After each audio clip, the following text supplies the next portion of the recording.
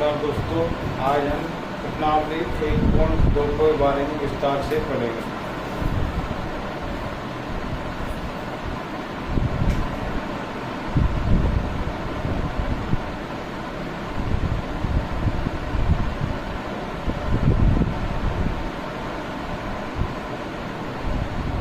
देखिए पहला सवाल,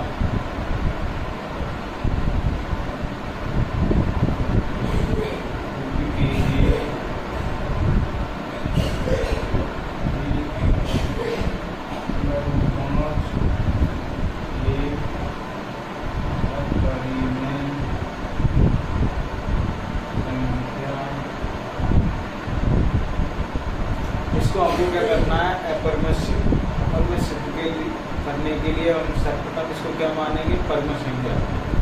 तो मान लेते हैं, माना √5 एक परिमेय संख्या है। ठीक है, हमने इसको क्या मान लिया, एक परिमेय संख्या। तो परिमेय संख्या होगी, परिमेय संख्या क्या होती है, ऐसी संख्या जो P/Q के रूप में व्यक्त हो। तो देखो भाई, तो इसको हम क्या लिख सकते हैं, √5 किसके बराबर होगी, P/Q के रूप में। यहाँ क्या होना चाहिए, Q बराबर क्या होना चाहिए, 0 नहीं होना चाहिए। जहाँ Q का पूर्णांक का HCF कितना होना चाहिए,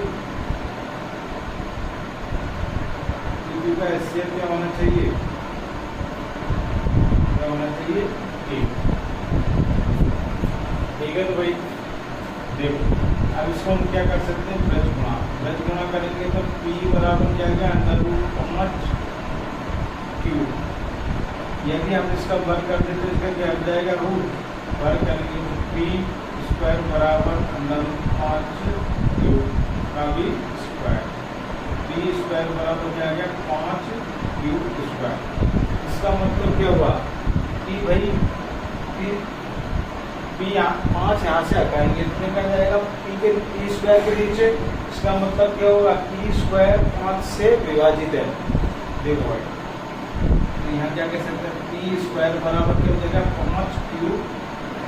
इसका मतलब क्या हुआ, P² में किसका भाग दे रहा है, 5 का। तो हम क्या लिख सकते हैं, अतः P² 5 से विभाज्य है। P² 5 से विभाज्य है तो क्या होगा, P भी 5 से विभाज्य होगा। अतः P भी 5 से विभाज्य होगा। हम दोबारा मान लेते हैं भाई, माना P बराबर हमने मान लिया 5R। इसको हम क्या लिखते हैं, समीकरण 1। दोबारा इसका क्या करेंगे, वर्ग। माना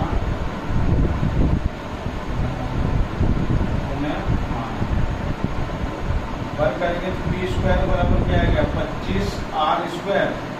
समीकरण 1 से मान रख सकते हैं, P² बराबर क्या है, 5Q²। समीकरण 1 से मान रखने पर P² की जगह हम क्या रख सकते हैं, 5Q²। 5Q² बराबर क्या गया, 25R²। 5 से कम 5, 50, 25। तो क्या हो गया, Q² बराबर 5R²। ठीक है भाई, क्या हो गया, Q² बराबर 5R²। तो हम क्या लिख सकते हैं भाई, इसका मतलब क्या हुआ, Q² भी क्या हो जाएगा, Q² बटा 5 बराबर R²। इसका मतलब क्या हुआ, Q² भी किससे विभाज्य भाई, 5 से विभाजित है। अतः Q² 5 से विभाज्य है। अतः Q भी 5 से विभाज्य है। अब देखो भाई, पी स्क्वायर भी 5 से विभाज्य, क्यू स्क्वायर भी 5 से विभाज्य। इसका मतलब क्या हुआ है, पी क्यू का क्या हो गया भाई, यहाँ पर पी क्यू का एचसीएफ कितना है, यहाँ पर पी क्यू का एचसीएफ कितना आना चाहिए, 1। परम संख्या की कंडीशन है, यदि परम संख्या में जो भी पी और क्यू है इसका एचसीएफ 1 आएगा तो परम संख्या, नहीं तो वो परम संख्या नहीं है। तो यहाँ पर पी भी क्या हो रहा है 5 से विभाज्य और क्यू भी क्या हो रहा है 5 से विभाज्य। अतः पी व क्यू का एचसीएफ कितना आएगा 5, जो क्या आना क्या चाहिए 1 नहीं आ रहा, तो ये क्या परम संख्या नहीं है। अतः यहाँ एचसीएफ पी क्यू बराबर क्या रहा 5, जो कि क्या है नॉट इक्वल टू 1 के बराबर नहीं है। अतः हमारी अवधारणा गलत है। अतः हम क्या कह सकते हैं, अतः √5 एक अपरिमेय संख्या है। हर साल ये सवाल कई बार पूछा गया है एग्जाम में, इसलिए इसको क्या लगा लो इम्पोर्टेंट। ठीक है भाई, आप स्क्रीनशॉट ले सकते हैं।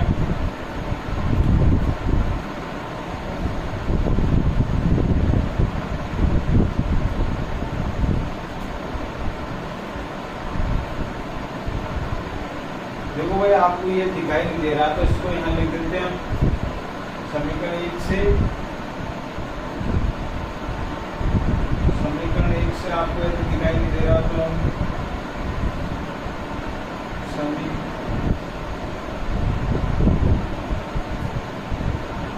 समीकरण 1 से 5 रखने पर क्या होगा भाई 5 क्यू स्क्वायर बराबर 25 आर स्क्वायर, कटेगा 5 बार, क्यू स्क्वायर बराबर 5 आर स्क्वायर, क्यू स्क्वायर बटा 5 आर स्क्वायर। ठीक है भाई, ये यहाँ निभाया इसलिए हमने यहाँ लिख दिया। यहाँ आप यहाँ से उतार सकते हैं इसको, या आपको दिखाई नहीं दे रहा इसलिए मैंने यहाँ लिख दिया यहाँ पर।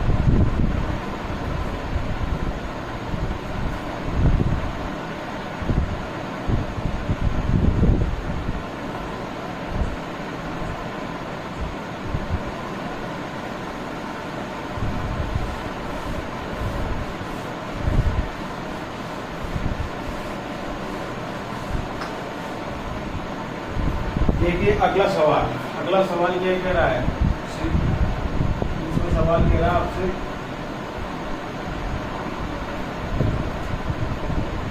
सिद्ध कीजिए कि 3 + 2 5 एक अपरिमेय संख्या है। तो इसको भी क्या करेंगे, मान लेंगे। माना 3 + √2 √5 एक परिमेय संख्या है। इसको हमने क्या मान लिया, परिमेय संख्या। परिमेय संख्या क्या होगी, तो ये p बटा q के रूप में आएगी। अतः 3 + 2 5 बराबर p बटा q। जहाँ क्या होना चाहिए, जहाँ q का मान क्या नहीं होना चाहिए, q not equal to 0, q का मान क्या नहीं होना चाहिए 0। और p q क्या है भाई, पूर्णांक है। और इसका एचसीएफ कितना होना चाहिए, एचसीएफ पी क्यू का एचसीएफ कितना आना चाहिए भाई, यहाँ पर 1 आना चाहिए। 1 आएगा तो क्या होगा, ये परिमेय संख्या।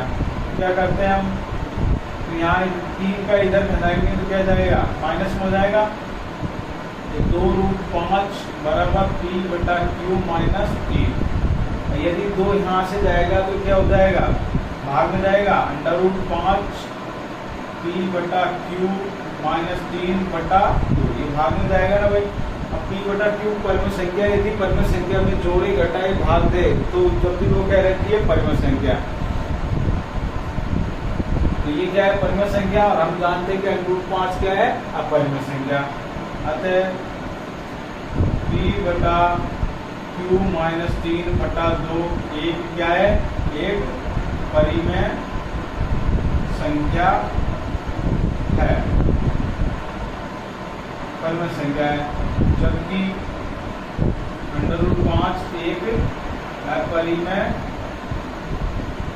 संख्या है। ये अपरिमेय संख्या है, तो परिमेय और अपरिमेय संख्या क्या कभी बराबर नहीं होती है। अतः √5 not equal to p/q minus 3/2 बराबर नहीं होगी।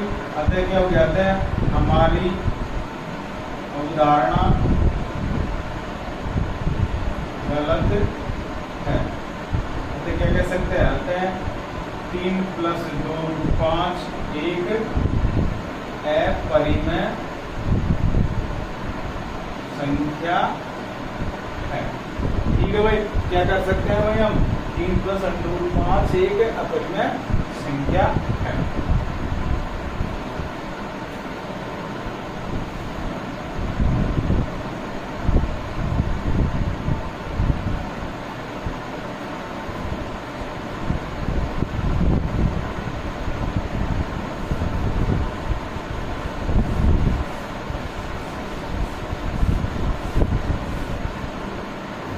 आगे सवाल का होगा तीसरा सवाल।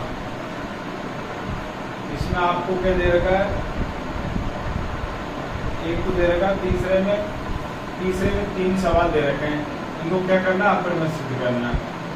सिद्ध कीजिए कि निम्नलिखित संख्याएं अपरिमेय। इनको क्या करना, अपरिमेय सिद्ध। पहला सवाल आपका 1/√2।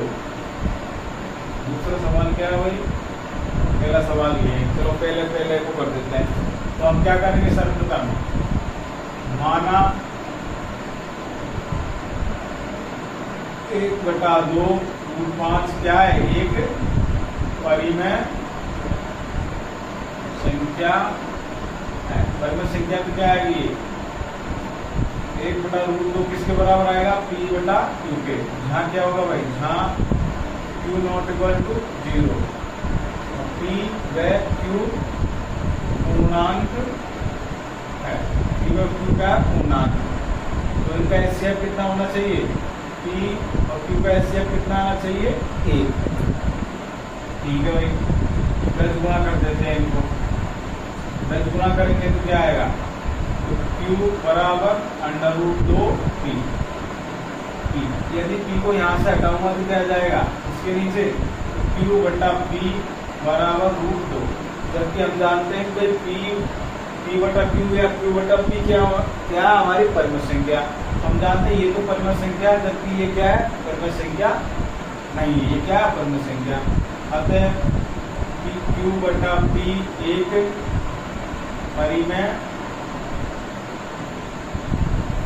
संख्या है, जबकि √2 एक अपरिमेय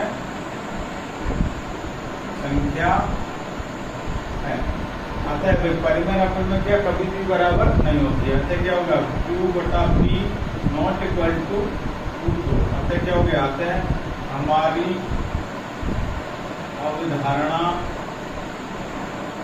गलत है। अतः क्या कह सकते हैं, अतः 1/√2 एक अपरिमेय संख्या। क्या कह सकते हैं भाई, ये क्या है, हमारी अपरिमेय संख्या है। ठीक है भाई,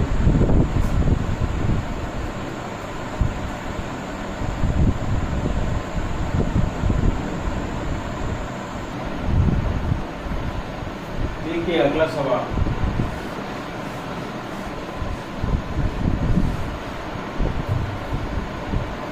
(7√5) इसको करना है। दूसरा सवाल है, इसको भी माना 7√5 एक परिमेय संख्या है।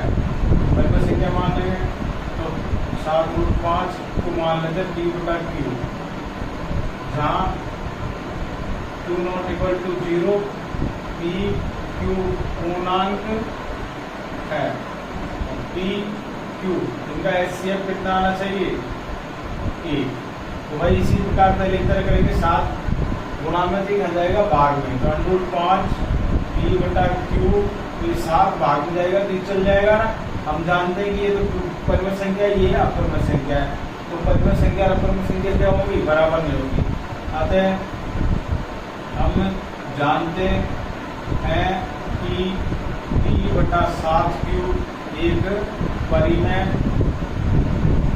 संख्या है, जबकि √5 एक अपरिमेय संख्या है। अतः √5 नॉट इक्वल टू P बटा 7Q। अतः हमारी क्या होगी भाई, अतः हमारी अवधारणा गलत है। अतः 7/5 एक अपरिमेय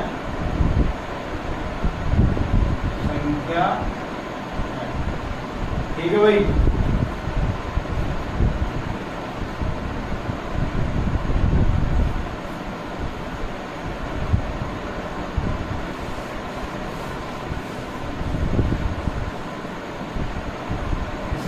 तीसरा सवाल को देखो भाई, तीसरे में भी ऐसे कैसे ही करना है। इसमें तीसरे सवाल में क्या दे रखा आपको, 6 + √2। इसको भी मान लेते हैं, माना 6 + √2 क्या है, ये का परिमेय संख्या है। जहाँ ये बात ऐसे की सही है, इसको भी हम क्या लिखेंगे, 6 + √2 बराबर P बटा Q। तो 6 का पक्षांतर कर देते हैं इधर, तो P बटा Q - 6। तो हम जानते हैं कि भाई परिमेय संख्या में कुछ भी जोड़ो या घटाओ तो वो भी क्या होती है, परिमेय संख्या। ये तो परिमेय संख्या, ये अपरिमेय संख्या। अतः क्या लिख सकते हैं, अतः हम जानते हैं कि P बटा Q - 6 एक परिमेय संख्या है, जबकि √2 क्या है भाई, √2 एक अपरिमेय संख्या है। तो भाई परिमेय अपरिमेय क्या होगी, बराबर नहीं होगी। अतः √2 नॉट इक्वल टू P बटा Q - 6 बराबर नहीं होगी भाई। अतः क्या कर सकते हैं, हमारी अवधारणा गलत है। अतः 6 + √2 एक अपरिमेय संख्या है। इस प्रकार हमारी 1.2 प्रश्नावली खत्म हुई। यदि आपको कोई भी डाउट हो, कोई भी समस्या हो तो आप कमेंट कर सकते हैं। धन्यवाद।